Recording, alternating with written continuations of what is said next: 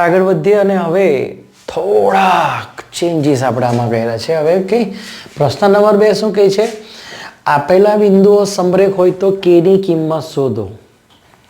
આપેલા બિંદુઓ જો સમરેખ હોય તો k ની કિંમત શોધો.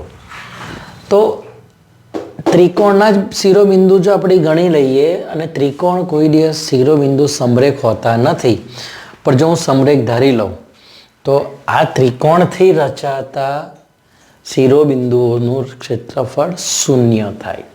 એટલે હું લખું કે ધારો કે આપેલા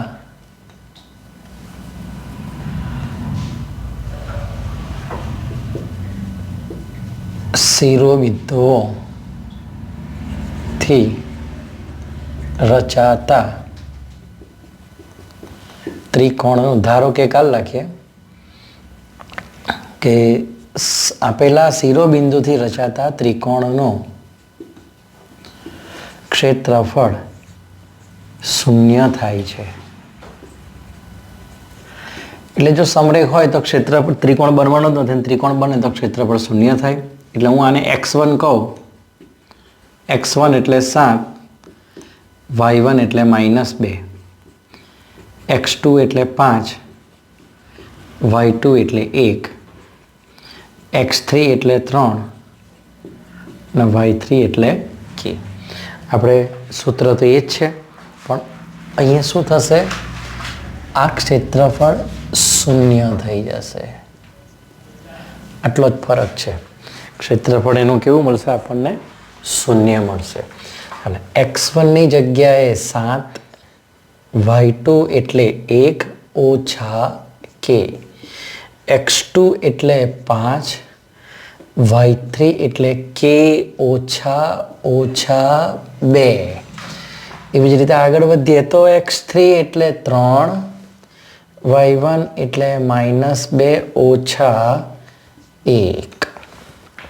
ચાલો હવે તમે જોશો કે આ તૃતીયાંશ આ બાજુ જશે એટલે એ બી 0 થશે. 0 ગુણ્યા 2 0.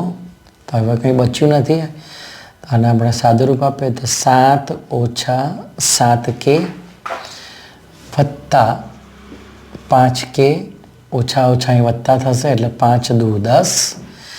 એક સ્ટેપ વધારી દઈએ, ખોટી ભૂલ પડે આપણી. k વત્તા 2, પેલા નિશાની આપી દે, પછી અંદર ગુણાકાર કરીશું. ચાલો, અહીંયા બંને વચ્ચે ઓછા ઓછા વત્તા થશે એટલે કે -3. હવે આપણે લઈએ 7 ઓછા 7k, આ બંનેનો ગુણાકાર 5k વત્તા 10 અને ઓછા 9. ચાલો 0 બરાબર, તમે જુઓ કે ઓછા 7k વત્તા 5k એટલે ઓછા 2k. 10માંથી 9 જાય તો 1 એટલે 7 વત્તા 1. તો 2k આ બાજુ આવે એટલે પ્લસ થશે, અહીંયા 8, માટે k બરાબર 8/2.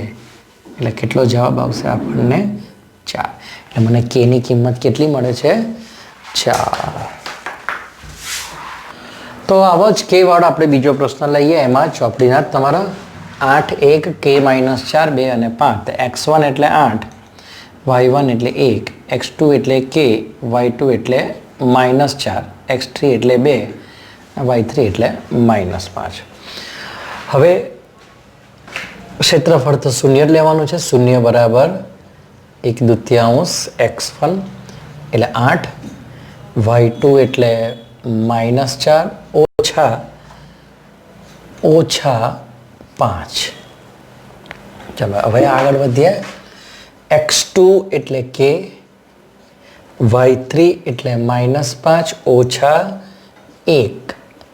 ચાલો x3 એટલે 2, y1 એટલે 1 ઓછા 4.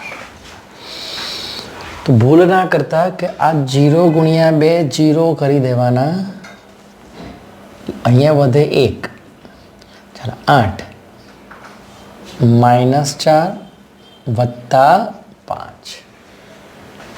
અહીંયા આપણે આગળ વધીએ k -6 અને 2 કૌંસમાં 1 વત્તા 4.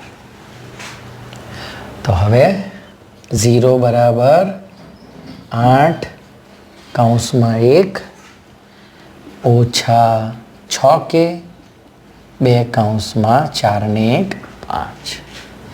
તો 0 બરાબર 8 ઓછા 6k વત્તા 10 એટલે કે 0 બરાબર 18 ઓછા 6k. સરખાઈ દે 0 સાથે તો 6k આ બાજુ આવશે એટલે પ્લસ થશે. 6k બરાબર 18 માટે k બરાબર 18 ભાગ્યા 6 એટલે જવાબ કેટલો આવશે 3. તો આપણે એક વધારાનો દાખલો લઈએ અને બહુ મજા આવશે તમને ચોક્કસ. શું કહે છે, એક ત્રિકોણ એબીસીનું ક્ષેત્રફળ તો આપી દીધું છે. આ આપી દીધું છે કેટલું છે 5. તમે જુઓ અહીંયા કે આ ક્ષેત્રફળ જે છે, આ ક્ષેત્રફળ એ તમને 5 આપી દીધું છે. એના યામ 2 3 છે, બીના યામ 4 5 છે અને સીના યામ એ અને 3 છે. મારે કિંમત શોધવાની છે એની. તો એક કામ કરો, વિડીયોને તમે પોઝ કરી દો, ચાલો કરી દો અને જાતે ગણો અને પછી કહો કે કયો જવાબ આવે છે. બરાબર, અમે સ્ટાર્ટ જ કરી દો. તમને બધું ખબર છે, x1 ખબર છે, y1 ખબર છે, x2 y2 x3 y3 બધું જ ખબર છે. સૂત્ર મૂકવાનું જ છે, બસ જવાબ લાવો. ચાલો રેડી, સ્ટાર્ટ. જાઓ, વેઇટ એન્ડ વॉच क्या होता है.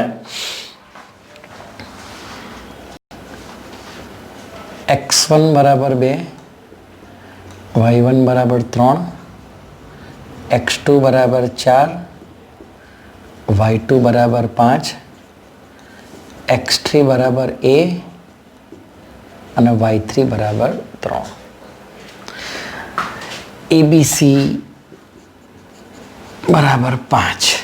આ બધી જ કિંમતો આપણે આમાં મૂકીએ તો 5 બરાબર 1/2 2 કૌંસમાં 5 ઓછા 3 x2 એટલે 4 y3 એટલે 3 ઓછા 3 વત્તા x3 એટલે a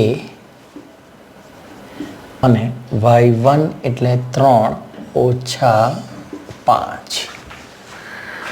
તો શું થશે, એક તો આ જ્યારે ઉપર ગુણાશે તો 5 દુ શું થઈ જશે 10. 2 કૌંસમાં 5 માંથી 3 જાય તો 2, પેલા 0 થઈ ગયા અને આ છે આપણી પાસે -2 છે. ઇઝી જ છે, કશો ફરક નથી. પણ એક ભૂલ થાય છે, આપણે જોઈશું.